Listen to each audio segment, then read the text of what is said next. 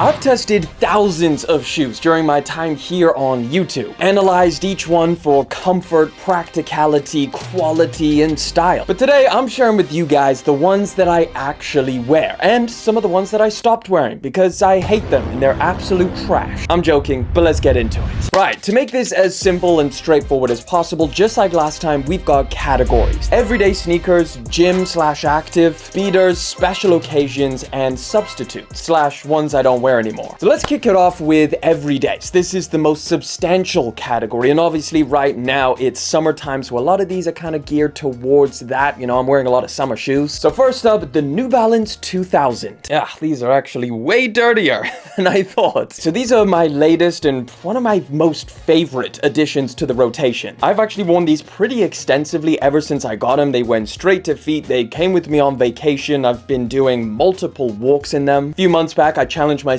to do 10 to 20,000 steps every single day. Something to get more active, but also something to help me test out shoes more. Point is, these have had plenty of miles in them, and they're great. They're super comfortable. I think they look really cool. I love this colorway, even though yes, it's definitely geared a lot more towards the summertime. Honestly, I don't think I'd change anything about this sneaker. I think if I had to say something negative, it would just be that you do get a lot of dirt and sometimes rocks coming up in the actual midsole. So because everything is kind of segmented here, I've had a lot of times where like you just get little rocks stuck in between there, like just right over there. Like you can even see there's one in there. This gets super dusty, as you can see. It's definitely a little bit harder to keep clean. But overall, highly recommend this pair of shoes when they do launch more colorways, because this one is completely sold out. It's an impressive sneaker, and I guarantee if you do try them out, you'll get plenty of wear out of them. Next up, the Asics Kayano 14. Not really too much to say about these because I've spoke about them so many times. I've been wearing them for a long time now. These have stayed in the rotation for like, what, 2 years now? Maybe a year and a half? They were also in last year's video. Incredibly comfortable, great pair of shoes to travel with, super versatile as well. Like I wear these things pretty much to everything. Like I've dressed them up, I've dressed them down, I've worn them to the gym, I've ran in them, I've played paddle in them, taken them traveling. Like this is the do it everything sneaker. Trust me, super comfortable, great pair. Next, we got the Nike Shox in this crispy white colorway. I purposefully avoided wearing these during the winter months and just saved them up for summer. Now the sun's out, been rocking these things pretty heavy, and it's also just a main favorite. Now the main reason why I like these is based off of the looks. It's not like these are insanely comfortable, even though they are decently comfortable. Like you can walk around easily all day, no problems, but it's not gonna win any awards. They're not the most versatile shoes. I don't really like the look of them with shorts. I don't mind it, but I definitely prefer the way that they look with like longer pants. It's dope. I like them. It's like a cool, weird pair of shoes to have in the collection, and yeah, I'm a fan. Next, we got the Nike V5 Runner. These things are just impressive, flat out. It's a $90 retro runner from Nike, and I think they absolutely killed it with these. They're comfortable. I think they look really great. Even this colorway, like I think this was the first one that launched, and I was happy with it. The only thing is I wish they dropped them sooner, because since these came out, like I already had the Kayanos, I've had multiple like retro style runners that I paid a lot more money for. You know, if these dropped at the same time, I could have just bought these and just, you know, stayed away from the rest. If you're looking for like a budget pair of shoes, or you don't want to break the bank on a retro runner style, this is definitely a solid way to go. Next up, we got the Adidas XLG Runner. Boy, do I love this shoe, and boy, I'm sure you guys are probably sick of hearing about it. Easily one of my favorite sneaker pickups of 2025. I got these when I was out in China at the beginning of the year, I think like January. And that's because Adidas only sells them in China, which I guess is a little bit of an asterisk with this pair of shoes. But they are comfortable, they are super unique looking. Like every time I've worn these things, I've had someone like ask me like, where the hell did you get those from? And like, what even are those to begin with? Are they Balenciagas, or like what's going on here? It's just a pair of shoes that you're not going to see very many, if anybody, wearing these, depending on where you are. Obviously, if you're in China, yeah, a lot of people wear this pair of shoes. But they're not impossible to find. Like thanks to the internet, you can go online and just pick up a pair no matter where you are. Obviously, just not through Adidas's official website unless you're in China. But there's plenty of different resale places that all stock this pair of shoes for not the worst price. Something I even did, which is a little bit of a cool update to these, I wrapped an extra pair of laces around them, so they look very similar to the distressed version that Adidas sells on their website in China. Either way, sick pair of shoes. If you're into like chunky sneakers, these are a go. Next up, we got the Nike Pegasus Premium, a fantastically cool pair of shoes. So this almost went in the gym active category, but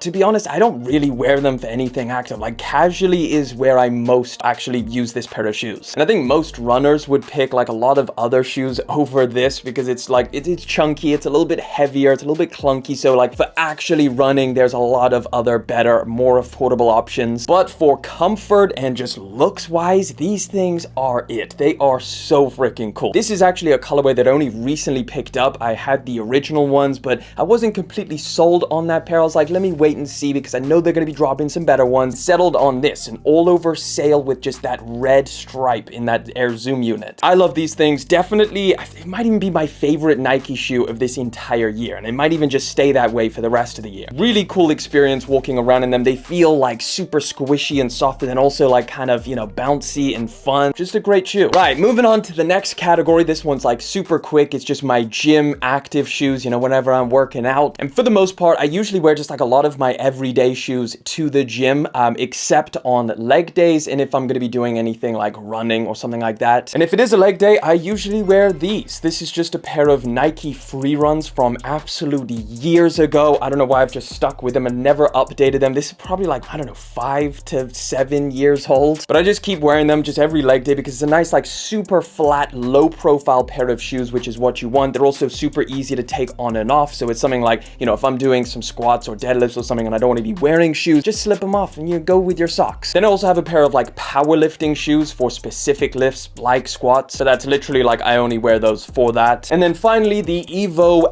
SL from Adidas. One of my favorite shoes this entire year as well. Absolutely love these things and I wear them almost every single day. These almost went in the everyday category because honestly I do wear them casually quite a lot. If I'm traveling, it's a great pair of shoes to have. It's the most comfortable shoe that I own. Super easy to just slip on and do super long walks in. You can wear them to the gym, but for the most part, I just like to kind of cruise around in them. They look good enough to wear casually with like some track pants or joggers. They look sick. They're insanely lightweight, so I mean, just great to travel with. The hype is real on this pair of shoes. I know everybody probably has this pair of shoes now and it's like super hyped up. I don't know how it became so popular, but it's worth it. Right, next category, we got beaters. These are for the activities that all of my other shoes are too afraid of tackling. And first up, we got the Brooks Cascadia 1, I think they call it. This is a relatively new model from Brooks. They normally do running shoes, but now they're trying to transition into lifestyle models. And this one actually takes a lot of inspiration from a hiking shoe. So it has like the hiking traction underneath, so very, very grippy. I've worn these on a couple different hikes. I live around a lot of hills and kind of like forests and stuff, so these are the ones that I wear for that. But also casually, like this colorway as well, like the blue, the orange, the like taupey color. It's a really good looking pair of shoes. Also super comfortable and lightweight. Next in the beater category is like most of my Yeezys that I used to wear on a regular basis, and now I just kind of throw on, you know, if I'm gonna be out somewhere, you know, that I know that they're gonna get messed up. Like these 700s are kind of cooked. So are these 380s, but I've got like 350s and stuff like that. I don't wear them that often, just, you know, if I need a pair of shoes that I don't mind getting dirty, I'll rock these. Same thing kind of goes for like some of my other Jordan 1s. Not all of them, just kind of like I don't know, just some of them. Not the nice Jordan 1s. Those ones I save, but like, you know, stuff like this, I'll rock whenever I want, just as like a beater pair of shoes, whatever the occasion. I'm not entirely sure whether it's to the gym or just stepping outside and it's completely showering, then I'll